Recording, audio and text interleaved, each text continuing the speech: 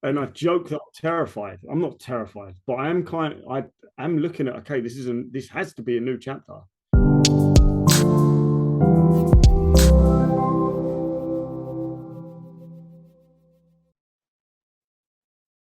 So, Robb Mcgeary, welcome back to the show. It's been a while. It has been not too long, some would say, or not long enough, others might argue. But yes, it has been. We should have recorded when we were in the UK. We should have booked out a studio and done a proper London Real style episode, Union Jacks and everything. Because we ranted in that little meetup that we had.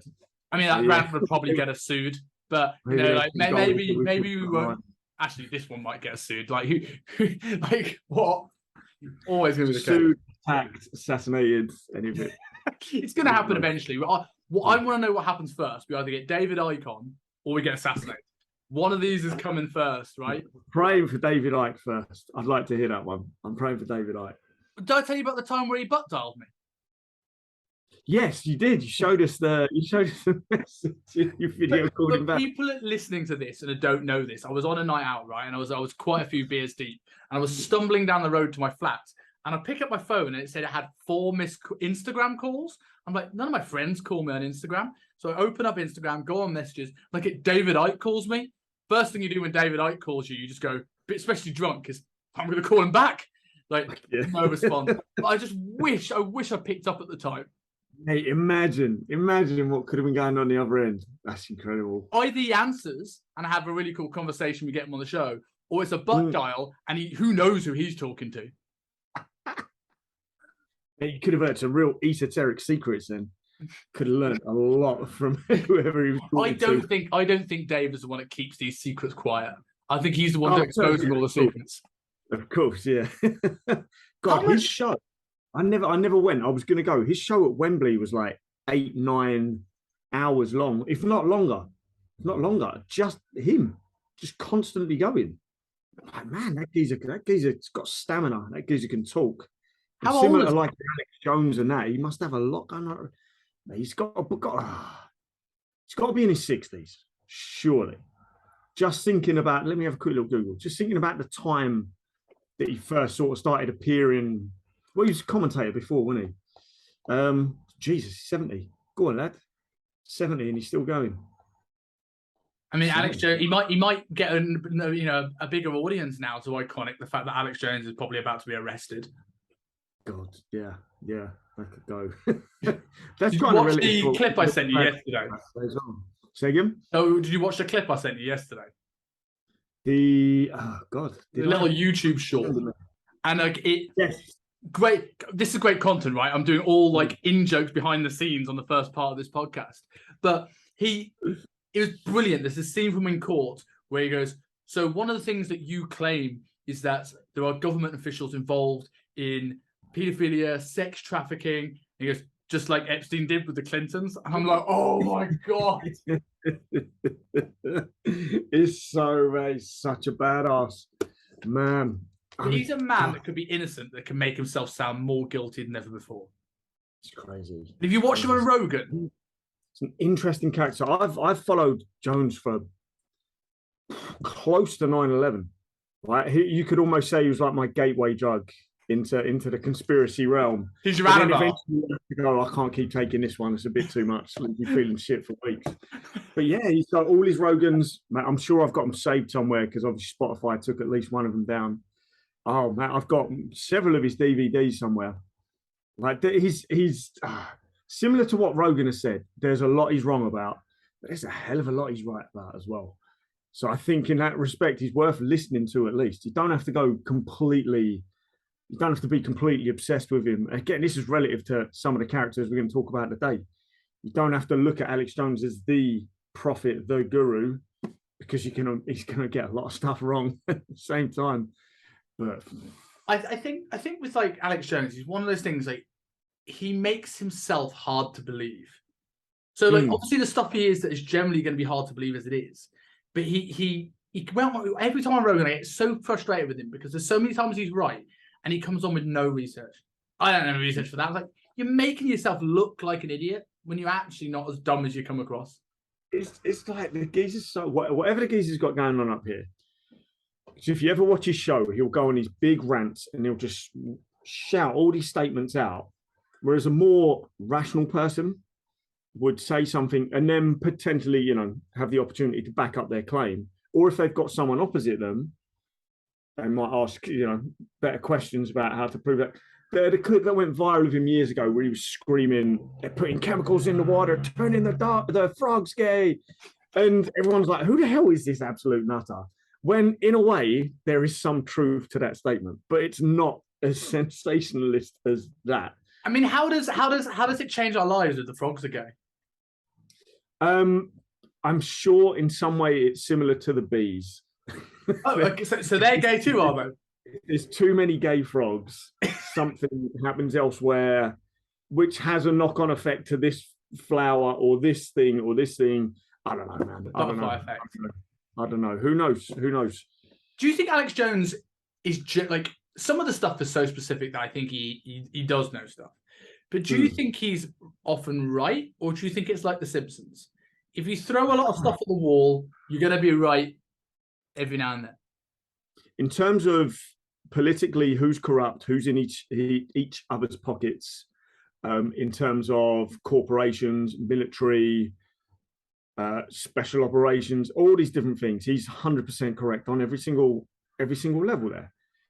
Is he necessarily correct on a lot of the more left field conspiracies that he's saying? I mean, obviously Sandy Hook, we've seen him being heavily sued. What was it, 150 million? 150? And there's interest, if I hear, I could be ruining this, so don't quote me on this, but I think there's interest based off the amount of times he did it, like huge defamation cases. Oh my God, it's so bad. I won't say anything about Sandy Hook, but some of the 9/11 ones related to who was making money out of the attacks, those sort of things, what intelligence was flawed, how surveillance, the Espionage Act was going to come into play, and it came into play, and it was exactly what he said it was going to be. There's a lot of stuff he is correct on in terms of corruption, in terms of finding those ties. I'm sure he is probably very well connected in some way, shape, or form.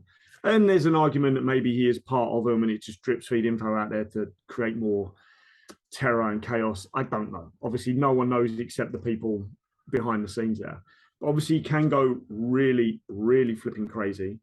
And the last couple of Rogans he was on, he's talking interdimensional, child sacrificing creatures that are trying to break through from this dimension and into the next. And I'll be brutally honest, I believe it all anyway. But not everyone's ready. Not everyone's ready to go that deep and go, oh yeah, okay, right, okay, got it, interdimensional. Like you could look at 9/11 and go, okay, these people made money from shorting the stock of the flights going. These people suddenly got military contracts, all sorts of stuff. You can go, okay, I see the links. I see this is believable. But when there's something where you can't see a link, such as interdimensional demons trying to come through and harvest our children, a little less. Always the children, isn't it? These poor little kids. It's like, always, yeah. Goes back to Simpsons. Someone please think of the children. Doesn't matter what rationality you have to your argument. If you're not thinking of the children. Kind of ruins the Titanic. You put women and children first just to get harvested by these interdimensional demons. Let the men get off the boat. They're going to be safe. No one wants the men. The women don't want them, especially if they're white. The women don't want the men. The rest don't want the men. The demons don't want the men. No one wants the men. No one wants the men. Only the kids and then the women. Have you seen that? I want to say it's Billy Zane. I always forget the actor's name. It's Billy Zane who's in Titanic. And he plays Kate Winslet's fella. Oh, and I think so, yeah. Boats and they go women and children first, and he's carrying the crying kid. And there's a big meme going around at the moment of them going women and children first, and he says, "I identify as a woman."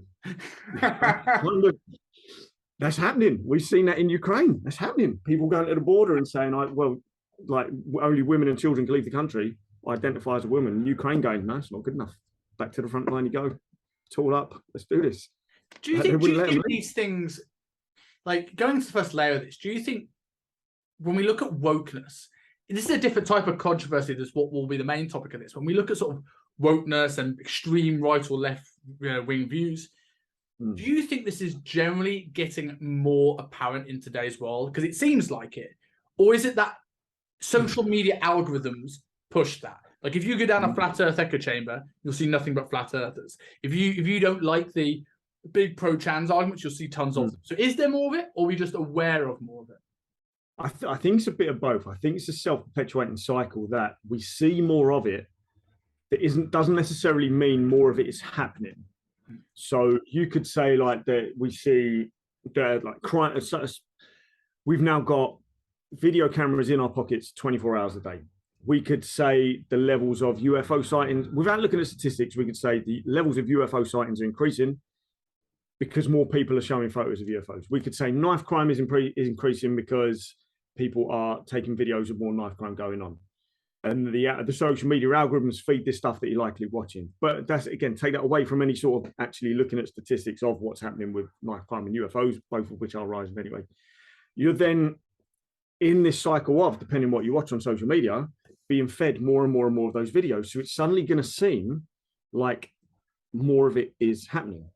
But then when you get out in the real world, I don't know. Like we'll take trans, for example. I've not seen a single trans person that I was aware of at the time trying to argue what bathroom they should be allowed in or not allowed in. I don't know, but obviously that's a huge argument online. The number of people that are transitioning, I work in Soho, right? I would say it looks exactly the same as it did 10, 20 years ago. It's guys walking around in dresses, whatever they identify as, they may identify, they may not. Either way, it's a biological male in a dress, either way. Does that person identify as trans, or is it just these guys who were always there walking around wearing dresses? I don't know. But do I go into Soho and I'm flooded by these images? Not at all. It looks no different to how it always looked. A ton of tourists, a lot of Japanese, and that's it. And then a handful of these sort of scattered around. I don't see anything different. And that's the London central hub, really, of where those guys and girls can go and feel safe, I guess, because it's the community. Obviously, there's other areas of London as well. I don't know if it is actually, if we are getting more of it, or as we create bigger profiles of guys like Jordan Peterson and things like that who talk about this stuff. And again, more clips of him will go viral. It gives it the illusion that more and more of this stuff is actually happening. But again, you turn off the TV, you turn off your phone and just look around. You're like, is anything happening? Exactly. It's interesting. It's interesting you brought up like people like Jordan Peterson and Ben Shapiro and people like this talking about it more openly. In the sense of, I never thought about, like, when you look at the wokeness, you think of what perpetuates it is the extreme side of this. It's the trans teachers saying the kids should be able to be, identify as a gender from the age of 2 and get surgery from the age of 10 and all this mad bullshit. But I never really thought about, actually, am I seeing more of it because, Brett Cooper, Ben Shapiro, Jordan Peterson talk about it, than I am actually seeing it? And I'm probably, if I think about it, yes, I am.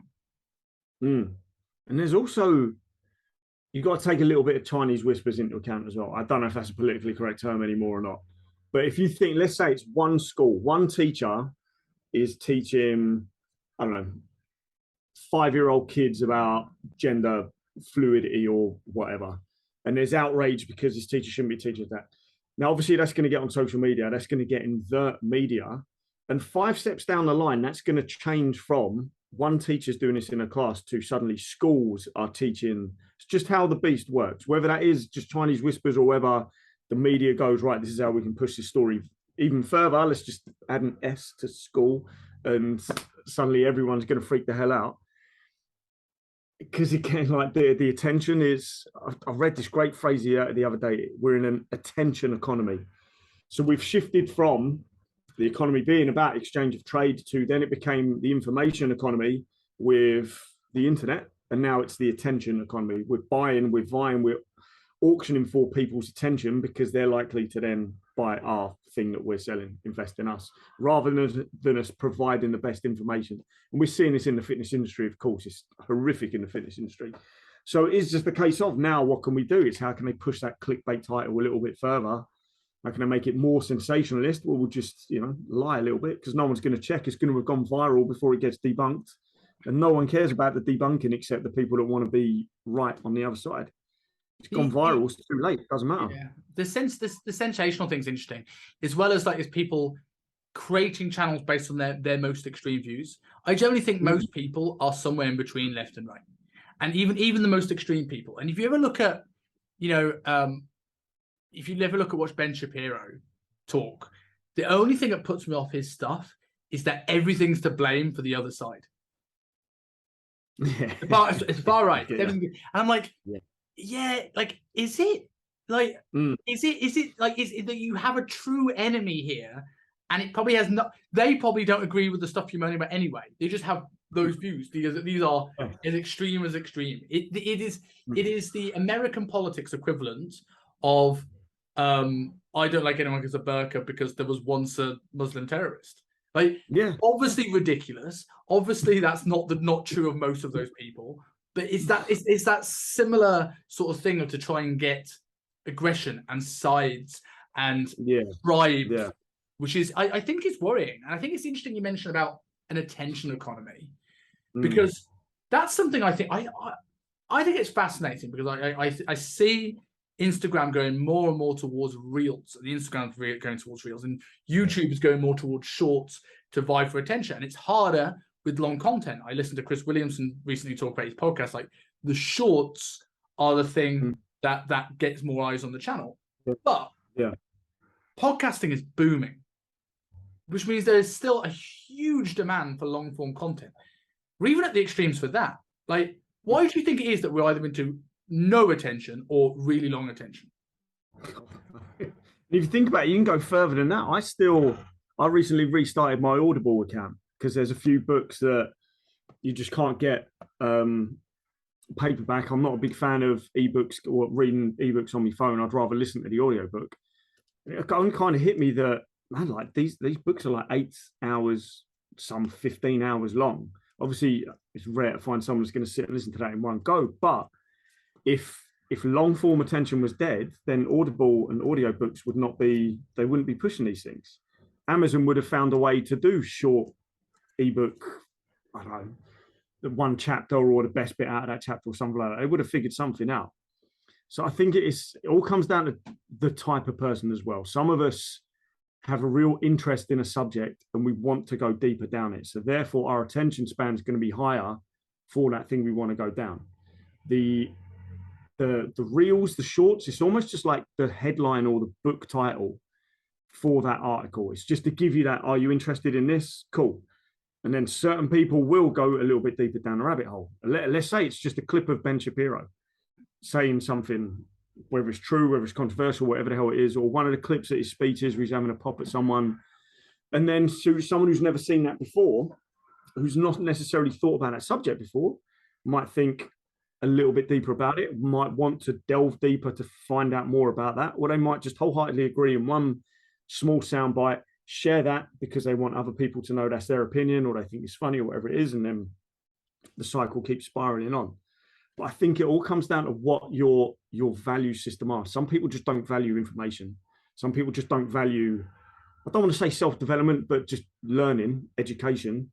And those who do will seek out podcasts, longer forms of content, watch longer videos on YouTube. But to be fair, when I go on YouTube, I go straight off the short screen now, because that's the first thing that comes up now. They're very clever. It's the first thing that comes up. I go on YouTube for very specific videos, which are a lot longer. It's normally re-recording of some webinar or a podcast, the video version, or something I want to see, something like that. In terms of podcasts, I listen to Lex Fridman's a lot, and his on the average are like Rogan's, like 3 hours, if not over. And sometimes I sit there going, man, that was over too short, too soon. I want to listen to it again. I love the Rogan ones where it goes on and on and on, as long as the person on the other side of the table is interested. Yeah, depending on the subject, sometimes just that hour and 15 can be perfect. It's almost refreshing. I guess it depends on the subject and what your values are around it, really.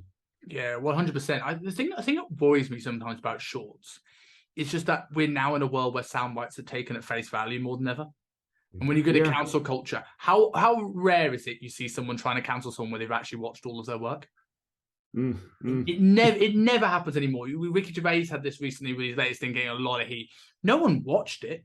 I remember I posted some, I think it was a Ricky Gervais thing, but I had somebody comment on my Instagram saying I can't stand him. And I went, have you watched any of his stuff? No, I've never been able to bring myself to do it. Well, how do you know? Exactly. It's the same with Dave Chappelle. They tried to cancel Dave Chappelle over the trans jokes in what was a 2-hour special. Only a 5-minute bit was the trans jokes. And there's a lot of decent stuff in there. And there's a lot of, I would almost say, more controversial stuff. Some of these other things that he's speaking about. But it's the group you're allowed to take the mick out of and the group you're not allowed to. That's the thing, isn't it? It's we're in this weird world where the whole argument is that you can't be offensive to whatever group, but it's very uneven. And let's put the men thing aside, because I know some people are going to oh god, they're going to talk about men always being the butt of the jokes. But you could talk about severe illnesses, you could talk about terrorism, you could talk about anything like that. But you take one joke about a trans person going to the toilet, and you're getting slammed. And I'm like, there's a massive. Someone takes the mick out of like HIV and cancer. Yeah, fair game, mate. Someone takes the mick out of a trans person going to a urinal. What are you doing? Lord, you see Salman Rushdie the other day got attacked. Oh, yes, I don't know much about this. So you can't say. So it was a. I know we're not going to get cancelled, but I'll choose my words carefully. It was whatever they call it, a fatwa or a jihad, whatever the hell it is, whatever the Muslim clerics put on him years and years and years ago. This guy was acting out on that. That's what he was doing. And there's other guys who he's close to come out on social media supporting this. It was a great attack. They're having a pop at J.K. Rowling now as well, saying you're next. Nothing to do. But you know, big. So essentially, that is. I really hope it. Essentially, that's a type of Islamic terrorism. That's not really. It's not really an act according to the true religious texts. Oh. I'm sure. So therefore, it is an act of terrorism. But is everyone now speaking out against Islamic terrorism because Salman Rushdie's been clearly stabbed in public, or is everyone kind of going Homer Simpson hiding into the bushes? Of course, because you can't. So even though there's that in public, but again, you make. Well, as poor J.K. Rowling is kind of seeing, you say something about trans and you will get some very aggressive. Was he getting death threats, getting all sorts? I remember he had a book that came out where there was a transvestite. There's always a transvestite. It wasn't a trans person in a sense that was the murderer in one of her books. And people came out in arms of like, how dare you make a transvestite? What are you saying about these people? Like white male people have been murderers in books for decades. Women have been murderers in books. Like, how is it more offensive? Like, you saying transvestites can't be serial killers? Because I tell you what, Norman, I know it's not a real serial killer, but Norman Bates, like, what's the difference? People revere Psycho, but J.K. Rowling in the modern age can't write about it. I would love to, or I wouldn't. I say I'd love to, but I wouldn't. And I think it shows that I'm very careful who I choose as my friend circle. But I don't know anyone who actually gets that triggered over this stuff. I have a few Facebook friends that certainly act like they do, but I don't necessarily believe they do. I think they just want to join in the noise and feel like they're doing something and feel a bit vindicated, but they're certainly not the people that are reading that book and going, oh my God, a transvestite is a killer. You can't have that. But they will likely be the ones that share the news article or whatever later down the line. That's an interesting point, isn't it? How much is virtual signaling? Yeah, virtual signaling goes both ways, right? It's Disney making all their logos rainbow flags, but not in Saudi Arabia, and it's people putting black squares for Black Lives Matter. I remember when that happened. Obviously, no horrendous thing that happened, right? I can't stress that enough. And everyone put the black squares.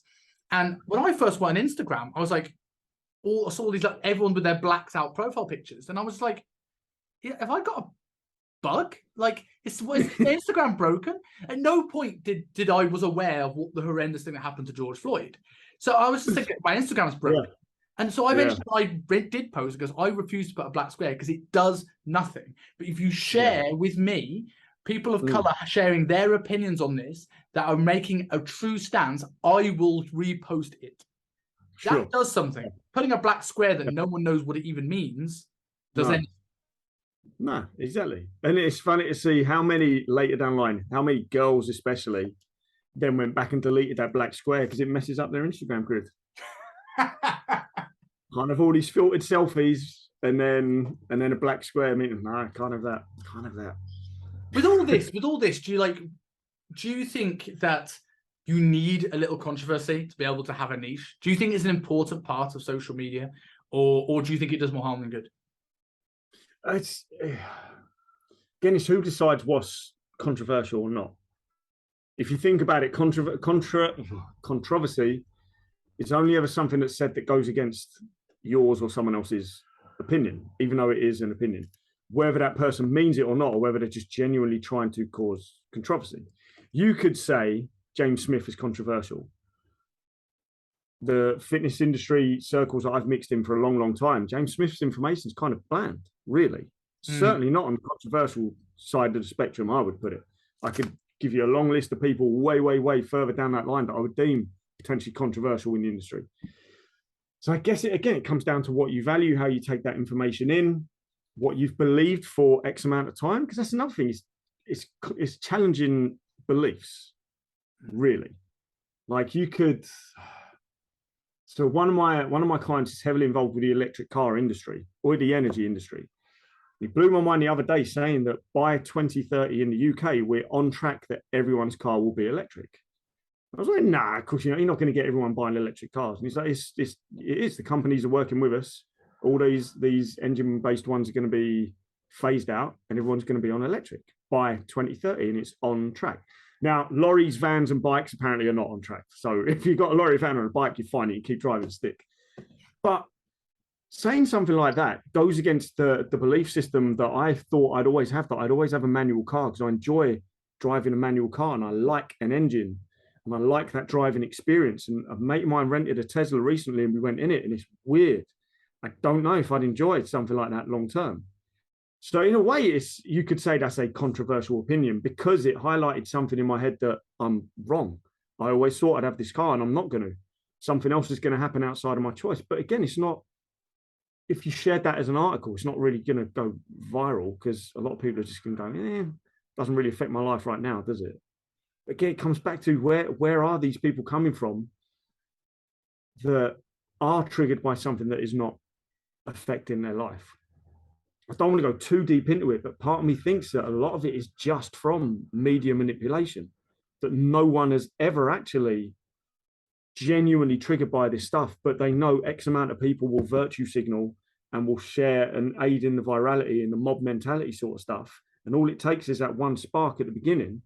And the media, knowing both sides inside out because of all the research they do and all the data they have on everyone, can just sit there and create this. But again, that's, in a way, you say that's controversial because I have no real evidence of that. But it's do we need well, if we took away all controversial opinions, we just have boredom and everyone believing the exact same thing. And that's not a society. Eventually the same thing would happen because someone has to have a different opinion.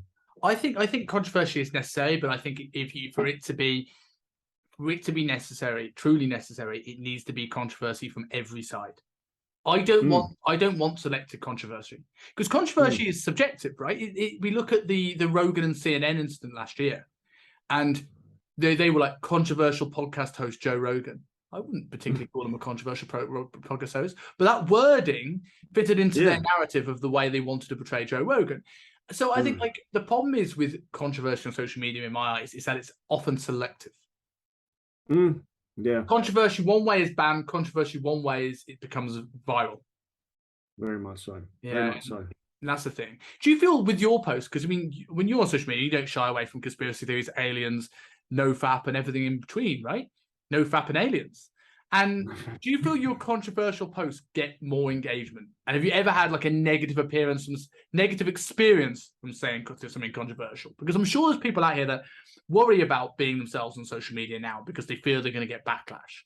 Yeah. But how likely actually is it? Like, have you ever had a negative backlash from anything you said? So I've had negative backlash, but never from my more esoteric, weird things. So I talk about aliens a lot because I talk about aliens a lot. When I'm with my friends, I talk about aliens a lot. We talk about aliens a lot. Or we talk about UFOs specifically. We talk about alternate timelines, different dimensions. We're mucking around, but we're also trying to get a bit of a greater understanding on what reality actually Spoiler for future episodes of the show, by the way, because I want to chat aliens with you for an episode. Oh, bruv. So we got some good stuff to chat about. Oh my god. That's next week. That'll be next week. So we'll do a live one from the field. Me and my mate go to and try and manifest one. But that's a story for another day. I'll be 13 hours, mate. I'll see you soon. We manifested a ghost. She was in flip flops. But what? It's a long story. Okay, next week you're telling that story, and right now I'm going to try and cut this clip so people tune in to next week's show in masses. We tried to manifest a UFO. We may have seen an armada of UFOs in the distance, but we definitely saw a female ghost in flip flops, denim shorts, and she wouldn't make eye contact with us. It was weird. It was really weird. But yeah, probably knows you don't fap. Aliens taught me no fat, man. That's what you get. So, back to your original question. Yeah, back to backlash. The ones I've had backlash are the ones where I'm more controversial with the excuses people make. And I've seen this with some of my friends' posts as well. You call out people making excuses, you call out people being lazy, call out people using adrenal fatigue as a thing, or blaming their thyroid, even though they've never had a blood test done in their life. Starvation. Suddenly you get backlash. You'll get backlash from people saying, well, isn't it? It must be easy. Someone said I had, what did they call it? Like fitness, slim body privilege or something like that. Even though I've worked my ass off for the last 10 years to make sure I'm in the best possible health I could be. It's slim body privilege. Something like that. It was something stupid. The fact it had the word privilege in it and this bird was obese, I was instantly like, okay. How many privileges are you collecting now? White slim body privileges? You got a lot of privileges. Straight white male slim body privilege. I need a few more. Do you remember Scouts? I want to get the whole sleeve of badges all the way down. And when they do, you get some people, social justice warriors, or just white knights, as I've known them to be called, that try and come in. Don't necessarily have those answers, those issues themselves. You get two types: the people like this girl who was obese, or someone else who she commented saying, she took the mick out of the way I talk. I'm from Essex. That literally is like rubber off a wall. I'm from Essex. You cannot take the mick out of our talk, because I know how I talk, because I'm from Essex. So she was moaning that, again, I was being privileged or whatever, and I need to be more empathetic. And if I'm a PT, I need to think about these issues. Not everyone's the same and all this. I don't know why with this one I chatted back, because normally I don't. I just leave it, or I'll put, hope you're okay, because if someone's jumping on your post and attacking you a little bit, something's going on with them. So I just put, I hope you're okay, and left it. And but no, this one I wanted to kind of talk back a little bit. And as it went back and forth, she was saying how she's a single mum, she's got kids, she cares for her parents, and she works. And as she's talking, she's saying, I get to the gym 3 to 4 times a week, I watch my diet, all this stuff. And she's saying, but I can't lose that last 10 pounds of weight. And I read a thing going like, everything I was saying about excuse making, you're showing that to be true. You've got kids, career, single mum, parents that you're looking after, but yet you can still get to the gym 3-4 times a week, and you're looking at your diet. Okay, granted, the last 10 pounds is something wrong with your diet. Maybe you need to tweak something. Maybe the exercise, maybe it's recovery, whatever the hell it is. We know there's an answer there that will fix it. But you've just kind of proven my point. But because you saw the clickbaity, these are the excuses people make talking about thyroid and that, you got annoyed, you got triggered because someone else has told you to, and you've jumped on my post and you're having a pop. Even though you're the exact, you're agreeing with what I was saying all along. I don't get it. I've seen other friends do the similar things. That's those sort of subjects, people jump on it. I think when you talk about aliens and UFOs, people are less likely to jump on going, no, you're talking bollocks, you feel shit. They're just going to go, this geezer's a bit weird, swipe off. Unless they're interested in it, or unless they're having a really bad day, and then they'll jump on. If you do it on TikTok, you get 14-year-old kids calling you amazing. It's incredible. I love TikTok. I can't get on board with TikTok. I really can't. It's Tate Talk now. It's Tate Talk. It's not TikTok. You can't watch anything else on TikTok without seeing Andrew Tate every second. I can't watch anything on anything without seeing Andrew Tate. YouTube, Instagram, I recommend on everything. You know, Tate Talk. I'm gonna come on to Andrew Tate in a second, but I remember one. It was a really interesting one. I posted when we had the Sarah Everard thing, which was again a horrendous thing, and I posted up a video about we all need to keep help keep women safe, which is obviously a very, very important point. And it was sort of me a supportive way at sort of biting back a little bit at the not all men thing, because obviously we get a lot of stick, and not us personally, but men in general for saying, well, we're not saying it's not all men, but you are. And I was like, more men probably want to help. And this is my video was like, more men probably want to help, but they feel they're going to get breathed down the neck when they do. If the message was less, all men need to do better, and men, we know most of you are good out there, we need your help to stop these small percentage of men that are scumbags, I think you'd have so many people supporting the cause. And I think you hurt your own case by marginalizing the majority of people that could support you, not because they don't care, but because they know how much it's going to be more hassle than it's worth. Yeah. And so I made this point, got a good traction, got shared, all this kind of thing. And then I moved on to it, posted it. And then I later on I shared a video with someone that was on I did a webinar, and obviously he had a bad track record with some woman on my social media feed, who replied to me going, I can't believe you posted this great video about being pro women, and then you post about this lad. And I'm like, hold on, my social media story was great talk, learning about training modalities or something like that, great webinar. And I'm like, I didn't go, hey, this lad, great trainer, perfect womanizer. I can separate the two. Do I agree with how he may have lived his personal life? It's not my place to judge, but I don't know if it's something bad. But the two can be separate. You don't, I can have people in my circle and not be completely against the cause. And that's soundbiting at its best. No, that's what people struggle to do. They struggle to make that separation. Whether it's that thing that you just described, whether it's, God, man, so I've some very lefty liberal I'm not going to call them friends, but acquaintances on social media that will, as soon as there's any sort of, they won't listen to Michael Jackson anymore because of the claims, even though nothing's really solidly proven, really. They won't listen to Michael Jackson. And for me, I'm like, okay, Geezer did that, but I can separate him from some of the greatest songs ever flipping written in the world. You could do that with Gary Glitter, I guess. Rock and roll Gary Glitter. I still think it's a great song. It's them great. It's some banging songs. I'm not going to play the didgeridoo anytime soon, though. You can separate the two. I could take the fact that Alan Aragon had his own, issues a few years ago, but yet he's taught me some of the most long-standing nutritional beliefs and methods that I've had the entire time. I have an exception to this rule, though. I can't listen to Lost Prophets anymore. So I never listened to Lost Prophets to begin with. You're probably lucky. But I get it, because I get it. When you listen to Michael Jackson, you might not be able to separate from the song because you're just hearing that. But obviously with Ian Watkins,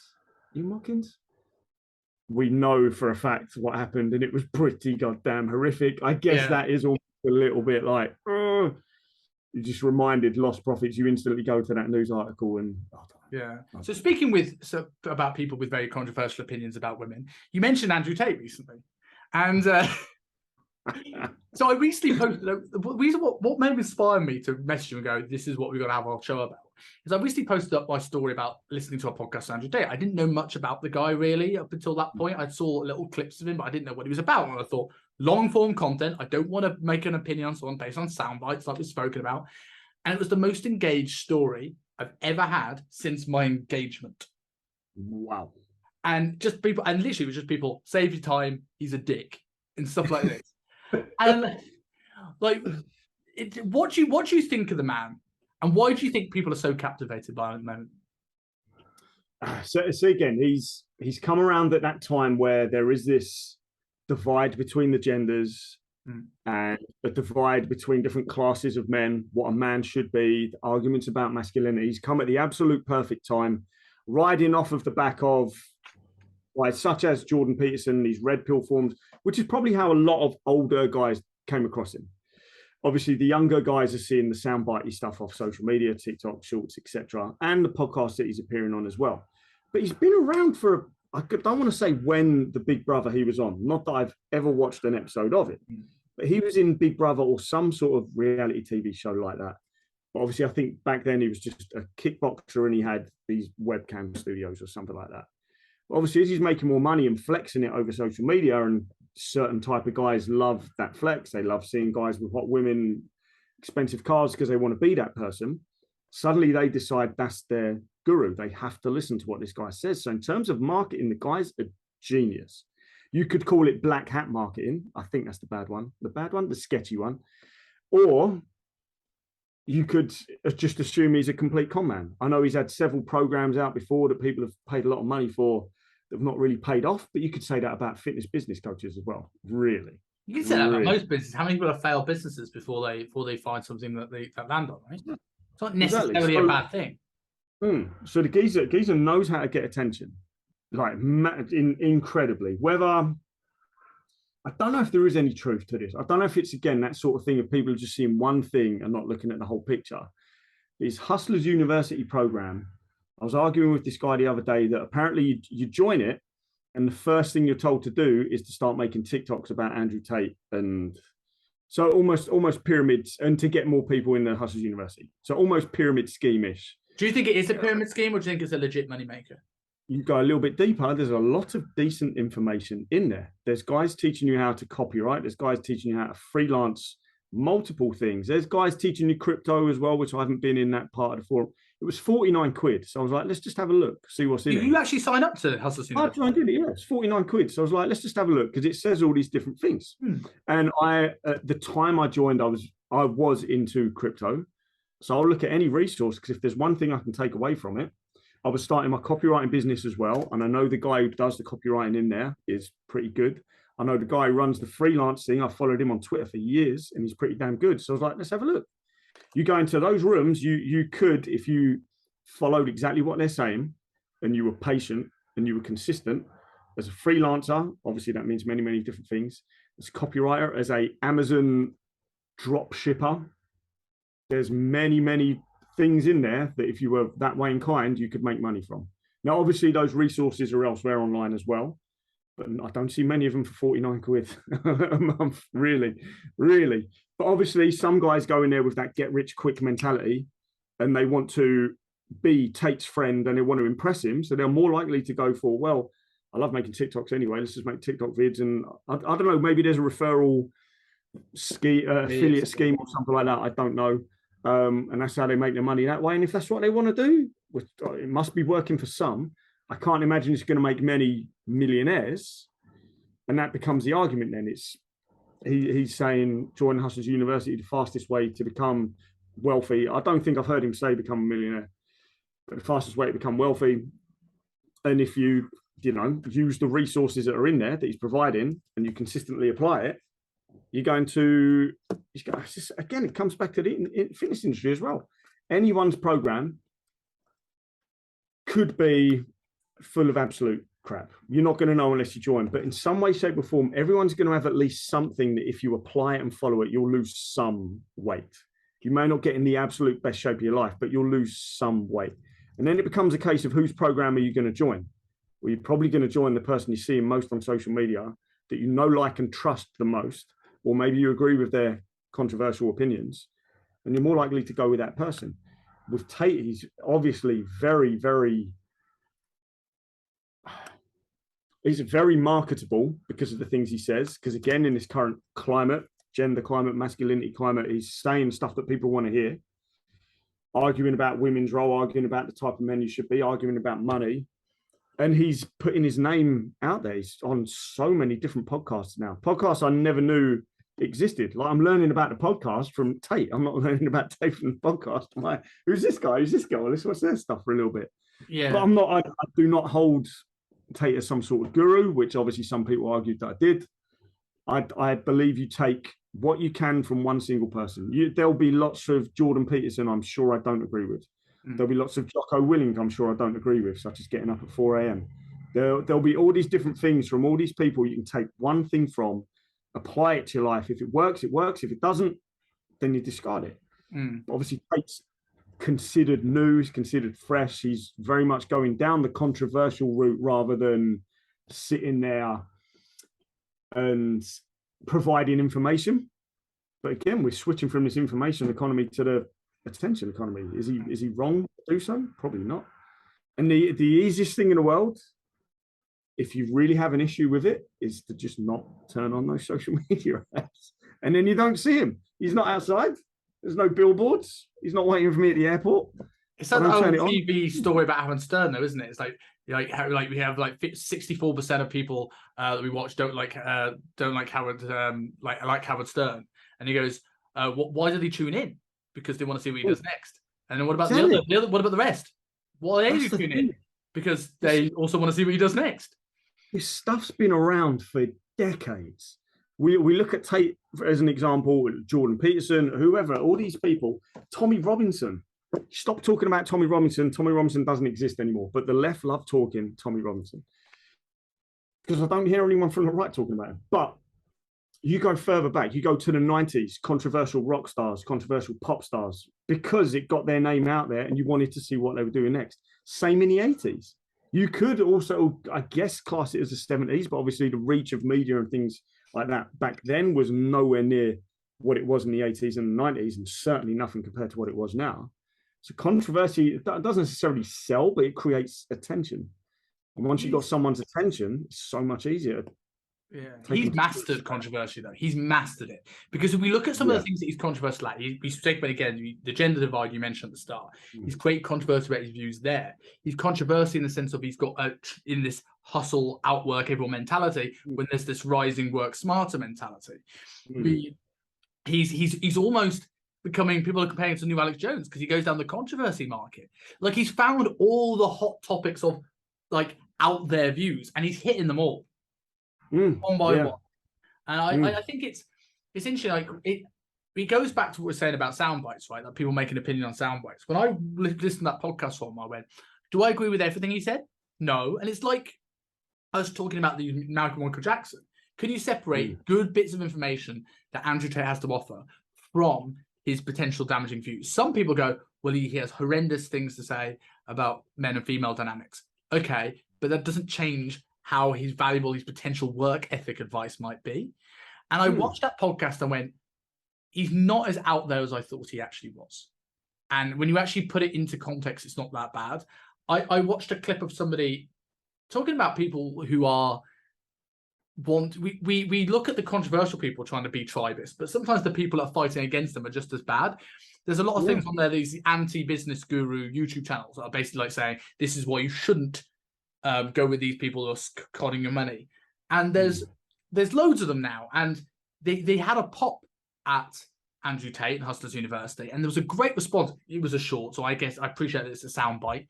But they said, well, yes, it might not be making everybody a millionaire, but if a kid is 16 and he makes $5 a month, and now he's making $2,000 a month, right? That is a life-changing money to him. Like, who are you to suggest that because he's not become a millionaire that he's somehow a failure? I thought that's a really good point from Andrew Tate. Yeah, it's true. And it all depends how you're getting this attention, right? You can, I think Tate's on Twitter. There's probably a 20th account because he gets banned so many times. But Twitter's weird for banning people anyway. But Twitter's different. You've got this section called Money Twitter. It's like a community. And you name it. There's software as service people, there's B2B people, there's copywriters, there's salesmen, there's people that are teaching how to do phone calls, there's people teaching how to use Notion, email marketers, you name it. In terms of something that could make you money as a business to consumer provider or a business to business provider, like, it's literally like the best network you could possibly be part of. But people will go on Twitter and see someone moaning about this, because again, the algorithm's not learn what you're looking for, what you're on there for. I go on Twitter, I learn more in a day than I do from going on any other social media platform in a week, because Instagram wants to show me everything else that Instagram wants to show me. Facebook, I think, is a bit flat now anyway, because it's not really an algorithm of what it shows you, it's who you're kind of connected to. YouTube's not too bad, but on Twitter, you can see some incredible things. But and they're not really Tate's not really teaching anything that this money Twitter side of things isn't. And there's young guys making a lot of money. You get a 21-year-old kid with his head screwed on making 6 figures a year. You've just created like a king that every other 21-year-old boy is going to want to be like. because this geezer's now going to be able to afford better things. He's working from his balcony in Dubai, or he's on the beach in Bali, whatever, on his laptop, and suddenly it paints an image that a lot of other people want. But because no one's on there saying anything controversial or doing these soundbitey videos, because that's not Twitter, no, it doesn't get as much controversy or as much attention as the rest of the world does, seeing these videos that Instagram's really, really, really pushing. In terms of the information, it's already there. Andrew Tate's Hustlers University is just providing some of that information in a very, very different way, in a different platform. And why shouldn't he charge for it? It's a businessman. Why the fuck wouldn't and he could probably charge more for it and still make money. He could charge more for that. I think that there would be more controversy, more relevant controversy applied to it if he was charging a hell of a lot more. But it's only 49 quid. I see no issue with that. I see zero issue with that. Even if it turns out he gets rid of all that stuff and it's just a TikTok affiliate scheme, it's 49 quid. Come on, man. It's 49 quid. But again, it's some people are stuck in that trap of, no, you get a job, you get a 9 to 5, you pay into your pension, you ask your boss for your holiday, you get your wife to ask her boss for her holiday, all that sort of stuff. And that's a type of life that a lot of people are happy in and a lot of people are miserable in. And on the opposite side, you've got self-employed freelancers, entrepreneurs that don't see why you would go into that sort of life, forgetting the fact that a lot of people are happy doing so because they thrive on stability and security and safety and that sort of thing in that type of work environment. I forgot the point I was making there, but it's, again, you get a 21-year-old kid who's at university but not really getting anything from it, and he's not really learning anything that's potentially going to serve him in terms of getting a job or his future career path, while putting himself in debt. Yeah, or in debt. And there's online programs out there that can teach him how to make money online in this digital economy, which is the way everything's going to go. Have a bit of autonomy, have a bit of sovereignty as well, without having to rely on a boss or a schedule or asking for holiday, that sort of thing. It's certain people, that's the way they have to go, or they'll just end up miserable. Some people have to go into the job realm because they just haven't got that mentality to do self-employed, and they'll end up scared or miserable again and overworked. I saw a great meme the other month about self-employment is, or freelancing, or whatever you want to call it, or the entrepreneurial lifestyle is working 14-hour days to avoid working a 9 to 5. It's kind of true.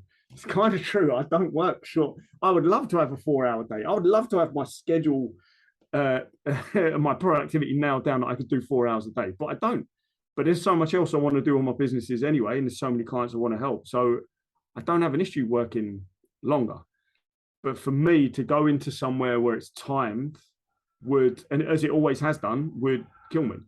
I think 8 hours, I think like you're looking at the 8-hour day, and I think being self-employed, the realistic thing is self-employed, that you change a 8-hour day that's given to you for an 8-hour day where you choose. So I can do 9 a.m. to 5 p.m. and I have to do that. Or as a self-employed, I can do 9 a.m. to 5 p.m. or I can do 9 p.m. to 5 a.m. And that's the only thing that real different. Everyone thinks it's going to be sipping pina coladas on the beach. In reality, the most funky thing about my work here is the fact I can change the color of this light. You know, like, it's not pina coladas on the beach. I promise you that. And sometimes that's more stressful when you go on holiday and you go, the Wi-Fi connection's bad and I've got 12 check-ins to do. Yeah, exactly. It's until you start building your own business where other people can then do things for you. In which case, you're creating jobs for other people. You're kind of sticking some of them into that cycle yourself. But that's just the nature of the beast, isn't it? You know, there's no one way for people to go, and to try and, again, it comes back to, should there be anything controversial? There's no one way, and to try and force one way on people just creates more unhappiness, more instability, more chaos. You have to recognize. I'm a big believer. You look at the individual first. What does the individual need? And that's the way my politics goes. I'm not a big fan of big government. I'm not a big fan of group politics. Me personally, it's the individual first, because it's the individual that can serve his friends and his family, and that serves the community, and that serves the greater good. Because if you try and sort a group out first, you have to recognize that group is full of individuals. No one's going to be exactly the same as every single other person in that group. I think it's when you look at that as well, talk about controversial opinions and it needs to be well rounded. How does somebody have any idea, from an individual first perspective that you mentioned, how does anyone know what they want if they're not exposed to every side of the story? If you're not told that you can work online, if you're not told you could work a 9 to 5, if everything you're told, if you don't have the Alex Jones of the world giving another opinion to this world, how do you make up your mind if you only have one narrative? Yeah. And it comes back to, like you said, how do you know what that person actually wants? Most people, as an individual, do not know themselves. I can't say I do. I know myself pretty well, but I can't say 100% know myself. And then it's a case of what does that person want? But you also have to look at, and Chris William talks about this stuff amazingly. I want to say, is it the guy who's talking about memetics? It's do we actually want this, or are we being told what to want or what we should want to want? And then it becomes a case of, well, God, what do we want? What do we actually want? That's something that literally plagues my life so much at the moment. One of the reasons why I found Chris Williamson is that topic of the menopause, right? And like that you get to that bit with your 30s. And I felt that way. I dedicated my life to a basement. In my whole of my 20s, when people were going on lads' holidays and everything like this, and I went in, spent time where I didn't see daylight in that basement gym in Shoreditch, right? And I learned a lot from that, and it gave me experiences. But I think if you want to be a Gym 4 PT the rest of your life, that's just admirable career. I'm not saying anything against it. But if you get to that point where you're 30, and I'm like, I've missed out on a lot of other things in life. And I want to start looking at getting that back. And you get the dynamic of, well, I've built so much in an industry to now not be sure. Looking at the podcast, looking at this, I don't know where to take the next steps. I'm winging it and seeing what happens as I go along. And you get that, and then you layer on is it what I want, or is it what I'm told to want? You're getting dragged different directions with different opinions of people. And then you just get do you feel you want something because that's all you know?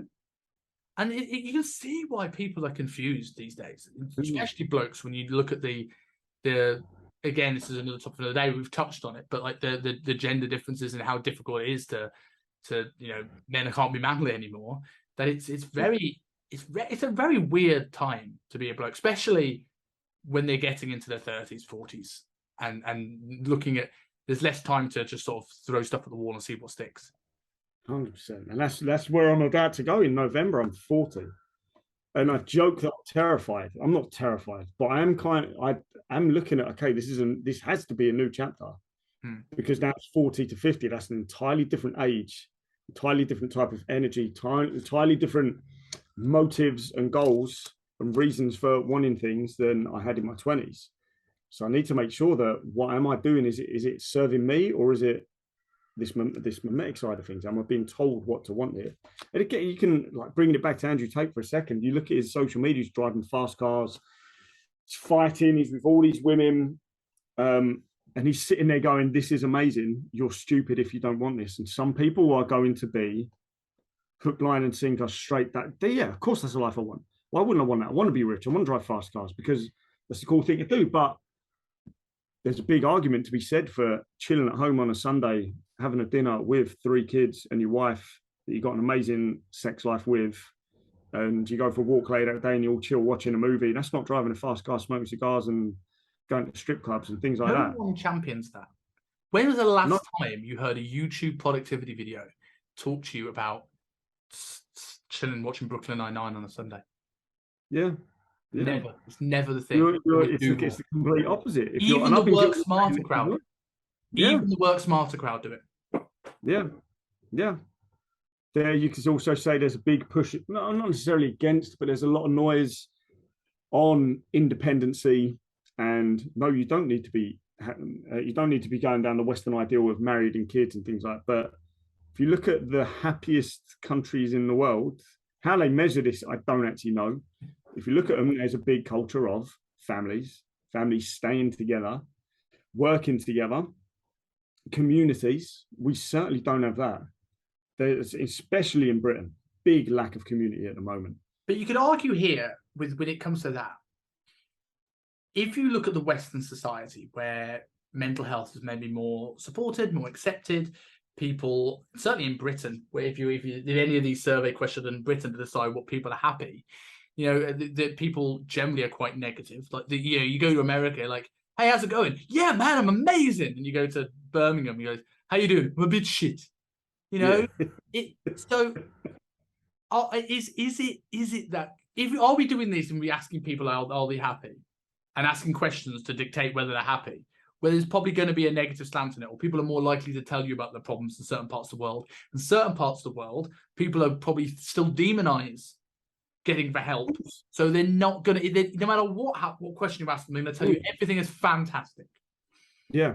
And you've also got to take into account there'll be a large male population still that would be like, well, of course I'm happy. I'm a man. I'm not going to cry. I'm not going to moan about things. Okay, things are shit, but that's just how life is. So I'm going to tick the happy box. Who's not necessarily happy. We also have to take into account the great British sarcasm of, guys that will still put Jedi party on political forms who they're voting for. That's how you dictate happy. The person that puts Jedi on a political form, he is the happy one, right? The people who put yes and no at conform probably aren't as happy as the person that puts Jedi. You've got to, this is the thing. Is anyone ever really truly putting what they mean on those things? But again, it also comes back to what's spoken about. That individual. Okay, so in the UK, yes, things are getting better in terms of how much support you can have if you know where to go for it.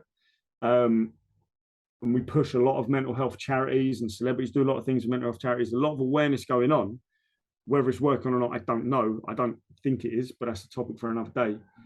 But you've also got guys that in that circle it's not spoke about. Why would I talk about my mental health? Let's go down the pub and have a few drinks to talk about football. Why would I talk about mental health? It's a bit weird. Nothing's wrong. So could you say that person is, well, in a way you could say that person is happy. I'd say they're in denial, but you could say they're happy, because if what they're doing is working for them, how can you say that? You're also assuming happy here as a destination. You're also assuming that you are happy. Happy is situation dependent. So if you said to me, Simon, are you happy? In what? Am I happy in my relationship? Yeah. Am I happy with COVID rules in Hong Kong? No. Am I happy with my work? Kinda. Some ways, yes. Some ways, no. It's situation dependent. I don't know how we judge happiness based on these things, because it's so complex. And there's too much. It's too much. Too much of a good thing. Like how many people as well? Is it good? Is it good to be overly happy? Because probably people listen to this will go, yes, it's really good to be happy. I want to be happy all the time. But if you're not, you don't push. You don't see what's the true limits of what your happiness can be if your happy is all you know. If you never have bad, do you have real good? If you never have bad, do I push for more? If I have bad, would I push this podcast? Would I do something that I'm truly passionate about? Probably not. Yeah. So it's hard to say. It's tough to say, and it's too much pressure put on happiness as being a default emotion. It can't possibly. Let's go back. Let's get the time machine and take us all back to caveman times. It's not about being happy. Let's take it back to Tudor times. It's not about being happy. It's about surviving, reproducing, producing as well. It wasn't about being happy. I do wonder if we went back to those sort of times, what is going on in their minds in terms of, do they sit there thinking, I'm happy, how can I create more happiness in my life? Or are they just doing because they were closer to the actual defaults? And someone who's overly happy, I think, is also living in a bit of denial, because life throws shit at everyone. Everyone. There's not a single person that's not had something happen to them, whether it's minor, whether it's major. It's not a single person. Life is going to throw stress at you, because that's what life is. So to be happy all the time, you're either very, very accepting, you're either very, very good at dealing with what life's throwing at you. But I don't know a single person that is genuinely happy all the time. I know people that are very realistic when the shit's thrown in their direction and they're going through stresses. But if those overly happy people, I'd say, are just putting on a performance as well, which can be just as detrimental. It can work for a short period of time because you're in a more positive mindset, but you must be ignoring some things as well. One of my favorite episodes of Joe Rogan ever was when he had Darren Brown on. It's in The Magician. I'm a huge fan of Darren Brown. If I can get him on this show, I'll be, oh my God. But I just think not only as a magician, but just some of the stoicism that he reads, and he's an amazing artist. He's just one of those people at school you're just good at everything. I'm like, go away. But he seems to be a nice guy too. But he's like, people have this Western Disney idea of what happiness should be, that you wake up in the morning, you burst into song. And he goes, I would consider somebody happy if they wake out of bed and more days than not, they don't go look at their partner and go, what the fuck am I doing here? Like if more days than not, like, and obviously I'm sure that's an extreme view. I've never turned around and look at Elle and I'm not just saying this because she can probably hear me. And so what the fuck am I doing here? But it's that thing. It's like no one wakes up and goes, oh my God, it's the best day ever. And that's life, right? Yeah, exactly. There's okay. Again, down to, do you have what you want? But somewhere, something's going to push an idea on you on what else you should want. You should want a wife that wants sex with you 3 times a day. You should want a better car. You should want a bigger house. You should want to travel to more different countries because there's people selling something the other side of it. And that's what creates a lot of the unhappiness. Or Instagram highlight reels where people you see the travel and you see the in shape and you see the bits that are good. And like all you have to do is look at child stars who have had everything in inverted commas. And not all, but a lot of them go off the rails. And it's the pursuit. I think the process, the journey, and the pursuit is often far more important than the destination, within reason. This is actually proven to actually be disproved, like actually untrue. But I get the sentiment that is after there's a certain amount of money where research suggests that you become happier until you hit it. I can't remember what the number is now, but then after that, it doesn't get better. And I think because you've worked hard to achieve X amount, and if you're handed X amount, there's no value to it. And it's a totally different existence. Yeah, totally. And again, to be these people that we idolize, again, Chris Williamson talks about this a lot, and he spoke about it on Rogan with Tiger Woods, to be these people that are idolizing, that have more money, more success, more women, more wealth. To be that person, to enter their reality, we have to have had all those different things that have happened to them happen to us as well. And when you look at that in terms of like write down on a list, most people would probably just go with what they've got in the end, because they don't want to go through several horrific things that helped form that person to become that. Doesn't mean that every successful person has to have a ton of crap happen to them to become.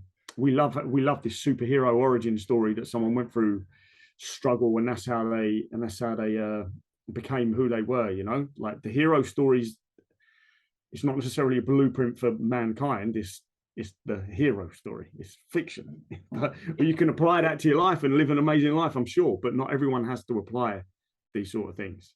I was blown. My mind was blown with that story about his dad would push Tiger Woods, and he said I will stop at any time if you say the E word, being enough. And he never said it. I just thought that was mad. That was crazy. I'd never heard that bit before.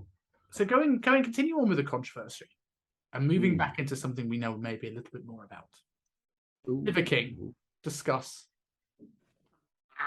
Liver King, my favorite. I bought all his supplements, all his ancestral supplements, all his programs, because just I want to look exactly like the teacher. Stick in a bottle. It's clearly steroid free. Yeah, absolutely. He's so natural. No one gets that big without eating copious amounts of raw. It's entertainment, isn't it? Do you think he has implants? Do you think his abs are real? Because there's talk about him, he had ab implants. What do you think? People said that about Peter Andre. I'm like, really? Really? I don't know. Is that a thing? Is that even a procedure you could get? Wouldn't we not see? I've not seen a boot. Do you remember the guy in Big Brother? Again, I don't watch the show like you don't, but there was that guy who was in Big Brother years ago. I don't remember, it's the British one, but he was overweight, but he had ab implants, and you just see these abs, unmovable abs, sitting on top of his gut. It's a real thing. So you can actually do that. Jesus, I guess they do butt implants and all sorts now, don't they? So I don't know if they're implanted or not, but I certainly recognize some signs of steroid use there that or natural bodybuilding champions certainly do not have distended stomachs, etc. Vast vascularity on a constant basis, very, very red skin, very red. Testosterone improves your testosterone, though, doesn't it? Oh God, yeah, What yeah. was the I one had a friend. before? There was the other supplement that was for a while that oh, I can't. It's gonna annoy me now, but I can't remember. But there was one for ages that you could buy. D-aspartic acid. That was the one. It was gonna make you like so jacked. And I think it was in Michael Hearn's natural subs because that's what he takes. Michael Hearn, the world's most natural bodybuilder. That's going back. I remember years ago a CrossFit box that I helped. A guy did a nutrition seminar, paleo zone, whatever the fuck it was in that era, and it was good. But he was only talking about supplements. So nutrition expert, he was only talking about supplements. The natural guy, right? The guy who goes and hunts for all his food. He goes, well, I've got to make sure I have this with my multivitamin and my omega-3s. Funny thing was, this geezer who was doing it was tiny, and he was talking about all these different supplements that increase your muscle mass. I'm looking at him going, not taking any of this stuff, are you, bro? And yeah, I remember him bringing up D-aspartic acid, and you should take it with creatine because it enhances the absorbability of both. And it's like, nah, this ain't. It's not even relevant, is it? It's CrossFit. They're not worried about it. They don't want to get bigger. It's gonna ruin their Fran time. They don't want to get bigger. But yeah, these supplements, it's an odd game. And I do honestly, I swear someone showed something not so long ago that links him back to several companies. That he's almost like a character, like he's a paid character that's pushing these supplements. Which is why sometimes when he's eating things or his missus is eating things, they don't look particularly chuffed, really. And again, it's just the new way that people are going to do this now. Are they, rather than coming up with a tagline or good copy or the right offer, can they just get someone whose virality is huge to push the thing for them instead? I don't know. Maybe it is. Do you think there is legitimacy though? Because again, we look at sound bites, right? We see the carnivore diet, we see the ab implants potentially, and we see the potential steroids. I don't want to call out Liver King, but do we look at that and then actually not look at his content? Like people assuming Hustlers University is a con. Do you think there's actually good things to take? Because I've got a PDF down there. Yeah. I've got his lead magnet. Really? With ancestral tenants. Ancestral. Do you know what they are? Do you know what they are? No. Someone else did something like that. That's going to annoy me now because I won't remember. So someone else did something like that. Let me get it up. I think I've got it on my Google Drive. If I where is it? Liver King ebook. The 9 ancestral tenets. So I'm going to tell you the tenets because this is free ebook, so I'm not giving away anything that is thing. Although sod's law, when I'm trying to get something on open while I'm on air, it doesn't want to load. Here we go. 9 ancestral tenets. Let me go through each one of them and see if you agree with each one of them, right? Because I think we'll be surprised. We look at the controversy, but let's start with this. Number 1, sleep. Right? Absolutely down. Can't hurt. But is it ancestral sleep? That's the thing. Upside down in a tree. Or is it ancestral sleep? You've got to sleep in a saber-toothed tiger's skin and lying on the back of a bear. Next and outside. One. Can't be indoors. Eat. And in particular, eat like a wild beast. So you're eating raw liver and bone marrow. Have you done that? But to be fair though, like eat enough calories, reduce trans fats, like eat more liver. Very nutrient dense foods. I mean, look, what is your take on the carnivore diet? Do you think you dislike it, hate it? Is there a place for it in your mind? I think in some way, shape, or form you would get bored as hell, and I'm certain you would end up nutrient deficient in some way long term. Fiber being one, antioxidants being another. I just don't see it being enough to just eat meat, right? But what he's doing in terms of higher nutrient types of food, the organs, livers, things like that, yes, cool, depending where you're getting it from. The cow liver that you get from, I don't know, Iceland is probably not as... A chicken liver pate from Aldi. Yeah. It's probably not as nutrient dense as the cow that he's allegedly killing himself and eating the liver right there. course it is. But in terms of you eat as close as you can to the land, you get as much nutrition from. So don't just eat lean meats all the flipping time. There is a place in your diet, if you like them, to have these organ meats because they are very, very nutrient dense. So in a way, I agree there, but not everyone needs bone marrow all the time. No, not everyone needs to eat liver all the flipping time. There's nothing wrong with a Foreman grilled chicken breast every now and then, you know. It's going things to extreme for the extreme purposes, right? Like it's making things difficult because we're fat. But you on the flip side, I think if you've got major autoimmune conditions, I think you know like these things can help nutrient absorption when you're not blocking up your intestines. I mean, Jordan Peterson and Michaela Peterson are all perfect advocates of this, right? Tenet 3, move. Which absolutely fair enough. I'm not reading all this at this moment in time, and I don't want to give away. Obviously, go and download Liver King's lead magnet for free on whatever. Can't remember the website, liverking.com probably. But move like our ancestors. And the picture she's got here is him doing a muscle up, and him holding a spear. Because I mean, is that what he's done? Like, are we missing the trick here? Because neither of us was as big as the Liver King, and do we need to throw more spears? See, maybe that's what it is. We're not as big as the Liver King. I would also argue that there's this you can't see his feet on this muscle up. So I wonder if there's someone underneath him just holding him up. Probably is. So our ancestors did muscle up. So I was wrong all along, and the CrossFitters were right. I apologize. I take it back. Here's where it goes really Poliquin. Shield thyself from danger. So shield is tenet number 4. Okay. Limit Wi-Fi and EMFs. Oh, we're getting into environmental pollutants. Seriously, are you eating liver yet? That's one of them. Drink your alcohol pure, like just straight vodka, like the Russian mafia. I mean, I think that might do you more harm than good. Or ethanol, just pure ethanol, down it. Replace non-native clothing and avoid fluoride. What is native clothing? Polyester, still polyester, acrylic, and nylon. Okay, I was reading about polyester recently. Apparently, it is pretty bad for your balls. Apparently. Okay, good to know. I'm gonna scour the internet. I'm gonna do this. I'm putting money down. I'm going to find the video or photo of Liver King wearing Nike. I'm going to find it. That is not clothing. It must exist. Where he just for a minute went, I can't find my native flip flops, but I need to run down the shop and get my bone marrow. Well, he's wearing a baseball cap and some shorts. But native to whom? Native to what? Yeah, are you going to wear a Shaolin monk outfit? Can we wear Indian headdresses again? Is that allowed again now? Because the Liver King says so. Yeah. Tenet 5, connect to the earth.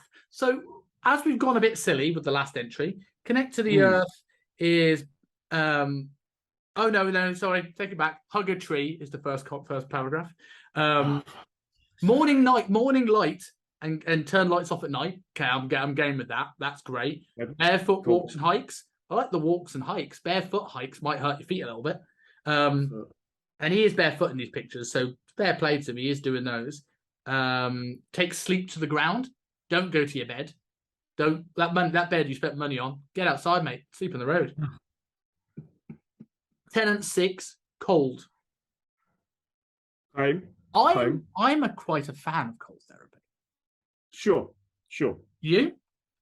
I want to do it. I really want to do it more.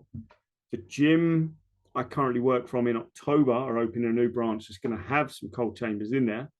I'm going to do my absolute best to use them as regularly as I can.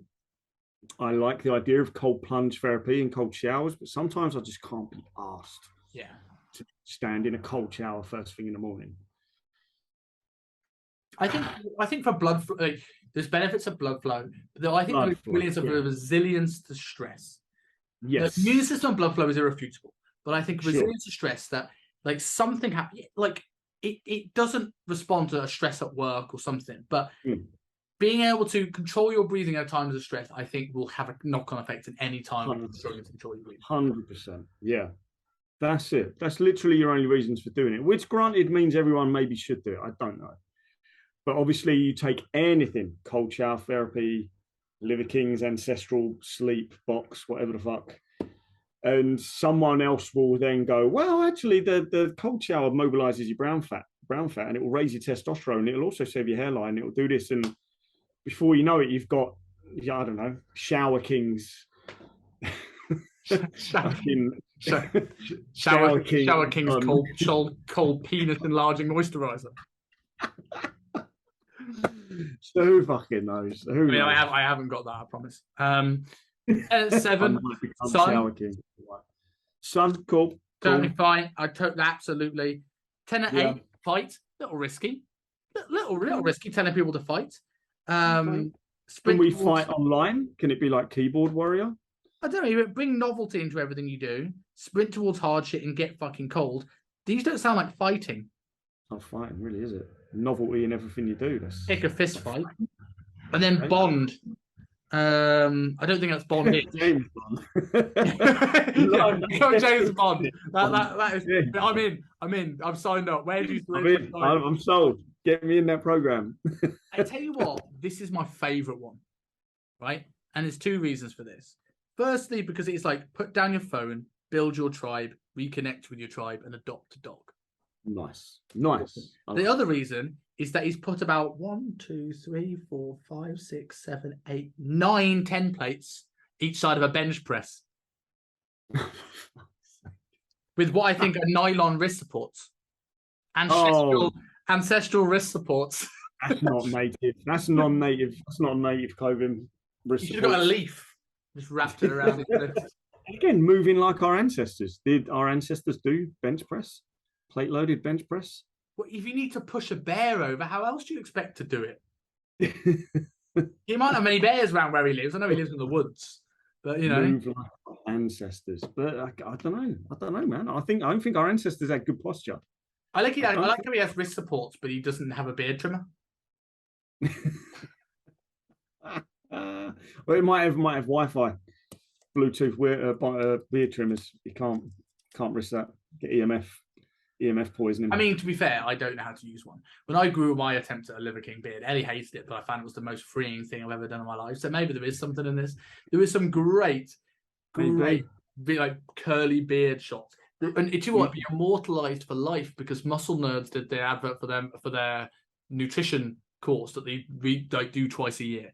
So every now and again, the first person that comes up at the start of it is me with this beard right here. I was like, I'm so proud of myself because it took me until about the age of 30 to even manage to grow a beard that long. And I'm like, at least I have that. I have that thing. Even if she hates it and never wants me to have it again, at least I have that. So that's it. Maybe that's what we've been wrong all along. Mine's never gone over, I don't know, I guess a 7mm. Never. I just can't. I ain't got the patience. It gets itchy. Can't be bothered. I like the designer stubble and razor sharp jawline look. I prefer that. The girls I'm with prefer that.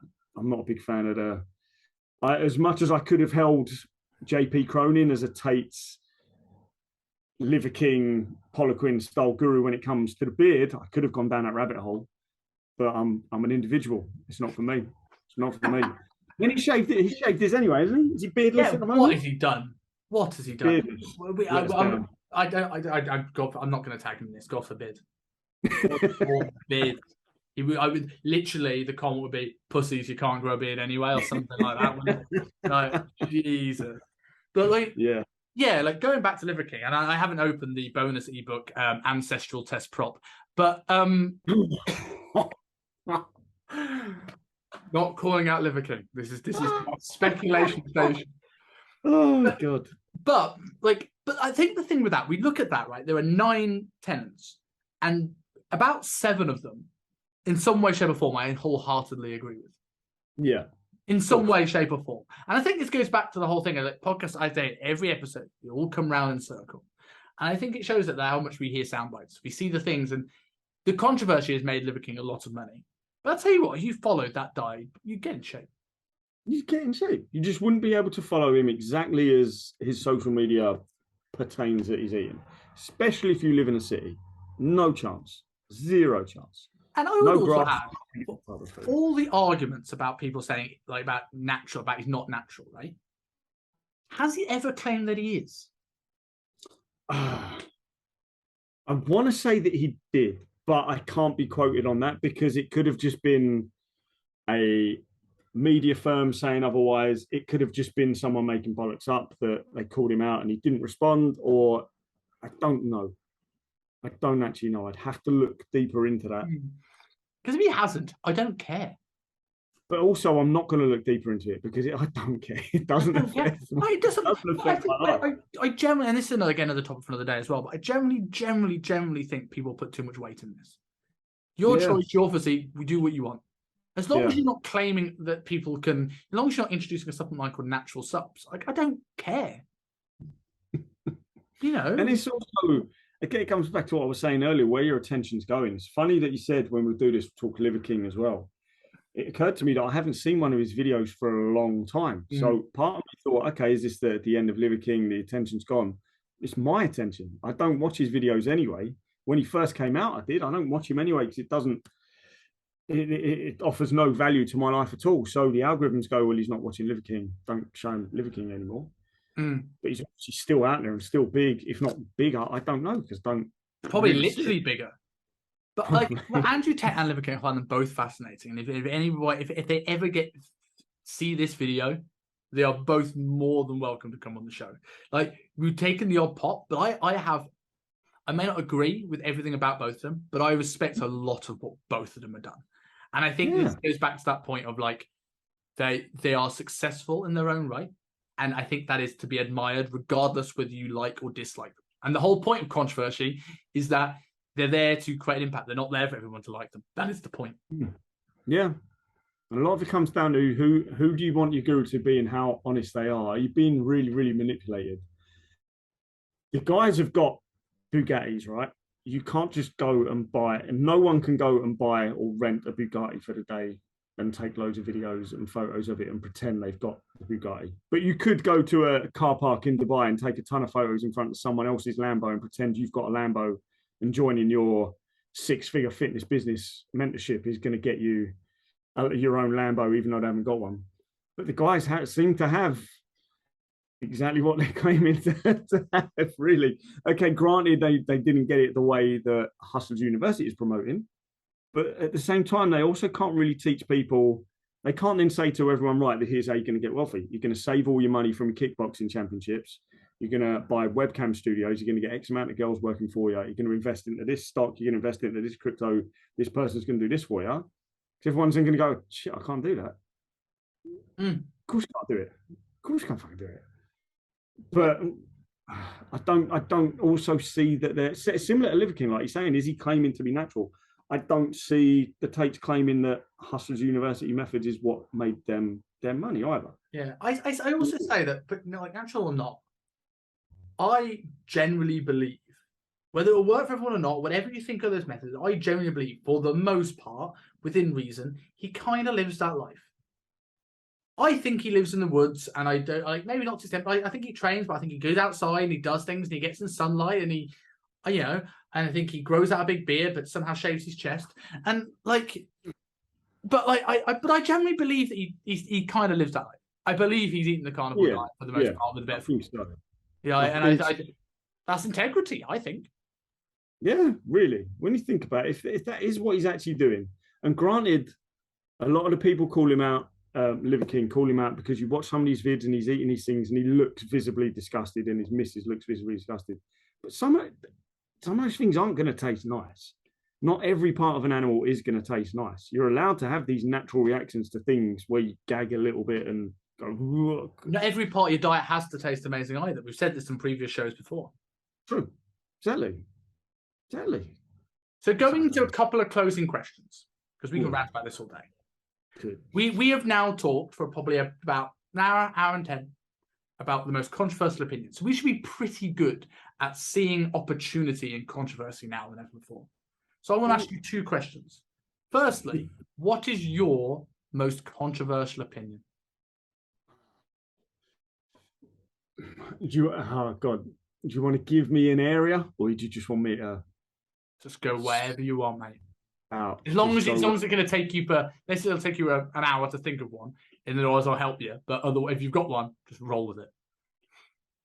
my most controversial opinion, and this is ridiculous, right? This shows how ridiculous it is, but this will trigger X amount of people. My most controversial opinion is that God is real. That's my most controversial opinion. God is real.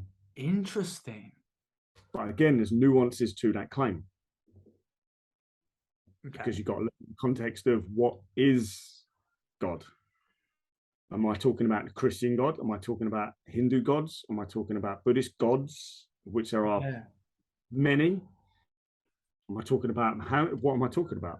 I'm not necessarily just sitting there and saying the Bible is real, but my most controversial opinion is that all these religious texts are just the way back then that through language and through storytelling, they could log history, and things obviously got twisted and things obviously got forgotten and things got rewritten again and again and again. But I believe they're all telling the same story, which is, this is where we could go even deeper.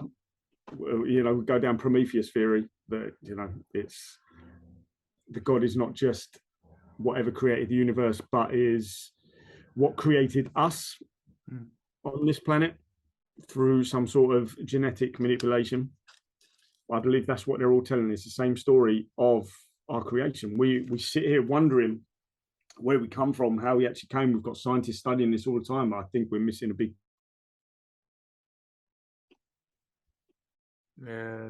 picture. Oh, you lost yourself. Yeah, I think I got you back. Don't worry. I was talking bollocks anyway. That bit weren't important. So the follow-up to that is, in the last question I was, if you were gonna make a product based off this opinion, what would it include? And this is so interesting you said religion, because we could just do the Church of Scientology. Like, what would it be? God, a product based around my claim that God is real. Here's how you talk to him. So it would be, no, it can't be a physical product. It would have to be some sort of meditative seminar that everyone comes to, and we all sit together and we connect to God. And I've got paid stooges on the stage, like the crazy American hallelujah preachers and whatever. But I wouldn't go down that route. I would be, how could you create a product around it? There we are. Okay, got it. I've got it. I saw an amazing little TikTok the other day that's really, really stuck with me. This guy's got YHWH tattooed on him, and he's explaining what it means. And when in the Bible, when Moses asked God what his name was, God replied, I am. My name is I am, or something like that. Which translated, if we go backwards, is Yahweh, which everyone knows is another name for God. Yahweh is quite featured often in religious texts and religious ceremonies, things like that. But there's scholars that reckon you go further, it was actually YHWH. And we just had a propensity for vowels, so we stuck the vowels in. And they were trying to figure out what this actually represents, and they think it represents the breath. The YH representing a breath in, the WH representing a breath out. So therefore, God's name is in every single breath. I don't want to get too religious or too crazy. Is in every single breath that we take.